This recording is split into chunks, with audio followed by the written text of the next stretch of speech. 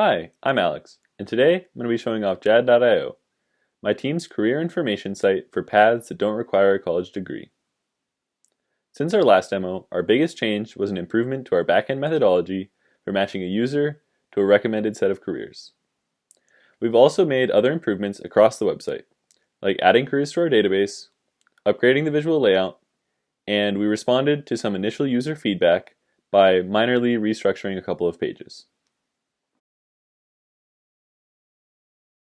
Here's what our homepage looks like when a user first goes to our site.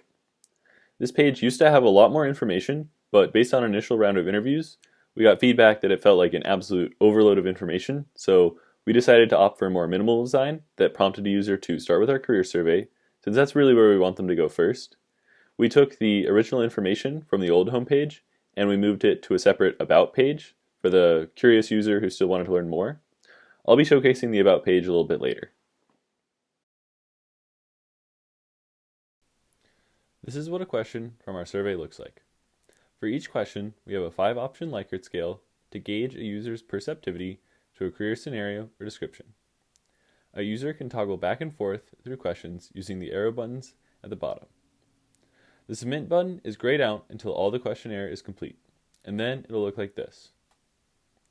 After a user completes their survey, they will be able to be shown their results, which comprise a list of the most relevant careers that we would recommend for them. Later on in this demo, I'll elaborate on how users are recommended careers. Here's what our Career Explorer page looks like.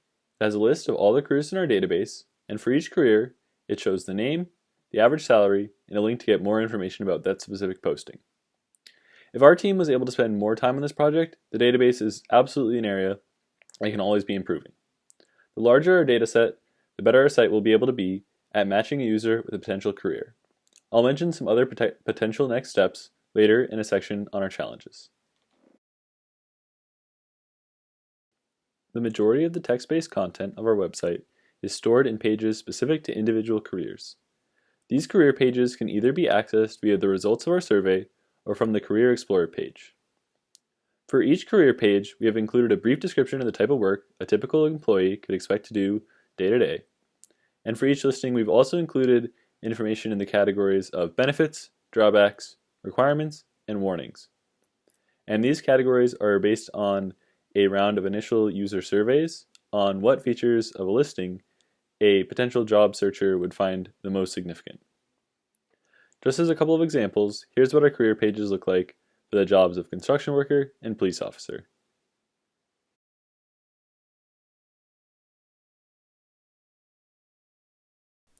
The last page of our site is the About page I mentioned earlier. This is what it looks like. This information is not critical for the use of the rest of the website, so a user could get everything out of the platform without ever seeing this. But it's useful to showcase the motivation of the project and maybe encourage them to send this along to a friend.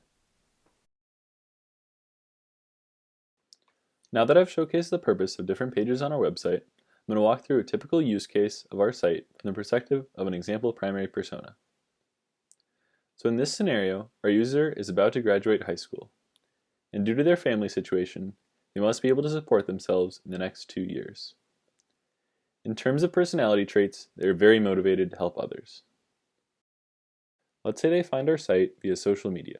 All they know to start off with is that the link claimed to help them pick a job. They will start on our homepage and decide to get started. As they fill out the survey, I'll mention some notable choices they make.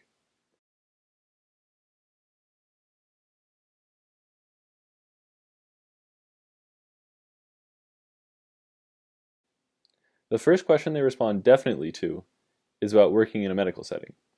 This is a reflection of our persona's desire to help others, but speaks to a potential field that they might be interested in.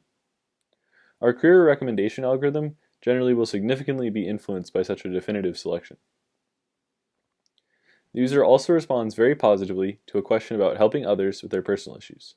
This makes a large statement about their sociability and could influence what roles they might be best suited for within a field.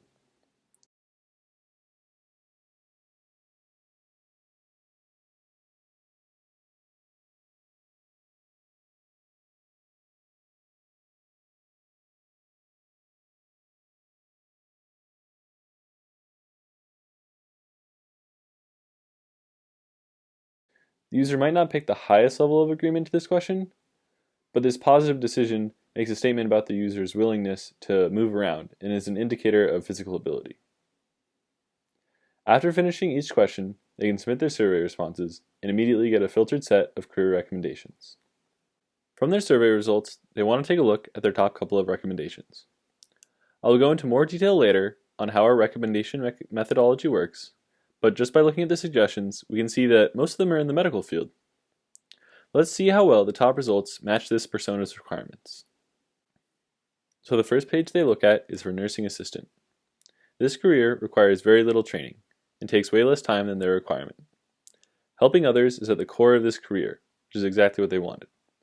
However, it might be discouraging for them to find out that the average salary for a nursing assistant is below the US median income, so they might want to look at their other options. To get back to their survey results, they can just use the browser's back feature, and the site stores their state for them. Next, they might want to explore the page for becoming an anesthesiologist technician. So, becoming an anesthesiologist technician also fulfills the requirement of being a field which is quick to get into. Starting positions only require about a year of training.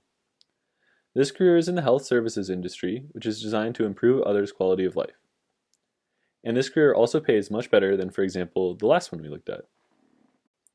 At this point, our example persona has seen some suggested careers which fulfill their requirements. And let's say they think that becoming an anesthesiologist technician is a good fit for them. And this can get them started finding out more about this career.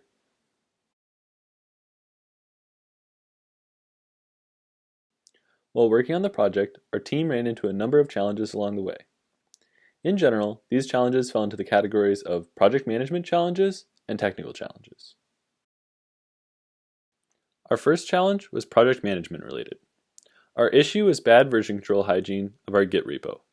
We had lots of merge conflicts caused by minor edits in a shared data structure. The real problem here is that this resulted in lots of time spent resolving conflicts by hand, and this really is a waste of development time, since resolving these conflicts wasn't improving code quality, but really just trying to salvage code that should have already been useful. Our solution was nothing really groundbreaking. We had to re-establish best practices into our repo, and in this case, the biggest improvement came from separating different features onto their own branches. This meant that merge conflicts could only arise when branches were merged instead of any time an individual had a different version of the repository. Now I'm going to switch gears a little and move from project management challenges to talking about some of our technical challenges. So the most difficult technical challenge we ran into was figuring out how to recommend careers to users based on their survey results.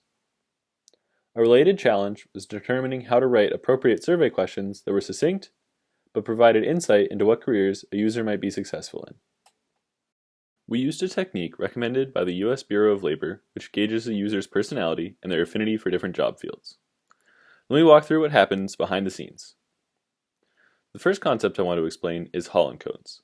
This is essentially a system that attempts to quantify a person's personality as it relates to their career into 6 key areas. The different letters on the picture stand for conventional, realistic, investigative, enterprising, social, and artistic, and these correspond to the factors that the Holland Code systems deems to be the most important in trying to determine what kind of careers a person might like. These Holland Codes can apply to a person and their personalities, and you can also use them in reverse to try and rank a career to say what kind of personalities best work for that career. So each listing in our jobs database has been assigned a score in each of these 6 areas. When a user is filling out the survey, each question is designed to do one of 2 things. Either the question is trying to determine their personality in one of the 6 key areas, or determine their affinity to a specific job field. And these 2 purposes correspond to the factors that go into our recommendation method. Once a user has finished the survey, our backend will be able to compute 2 factors about them. The user can be scored in each of the 6 areas on a scale of 0 to 100 based on the questions that gauge their personalities, and the backend will also be able to compute a bias matrix for them based on their responses about specific industries. So once the backend has a set of a user's scores and their bias matrix, it looks for careers that are the most similar. We treat each set of scores as a vector, and we compute the Euclidean distance between a user's vector and a career's listing. We can then offset the result based on a user's bias matrix. We then look for the closest matches, which we will recommend to the user. The last technical challenge I'd like to talk about is layout standardization. This really means that we wanted to establish a coherent design for our site that was consistent across pages, and we wanted to provide an intuitive and aesthetically pleasing user experience. So our biggest tool for solving this challenge was to use a front-end prototyping tool, rather than just editing CSS code by hand to get an initial sense of the design we wanted for our site. Specifically, we chose to work with a tool called Figma. Figma offered three main benefits over styling by hand. One benefit of a prototyping tool is that it has a very intuitive control structure. Some other benefits include concurrent editing, meaning that more than one team member can be working on a layout at once, similar to something like Google Doc. And there's instantaneous feedback, since as you're designing, you can see the finished product right in front of your eyes. No need to compile anything, or even have to refresh a page. Alright, thank you for watching our project demo, and thank you overall for a wonderful semester.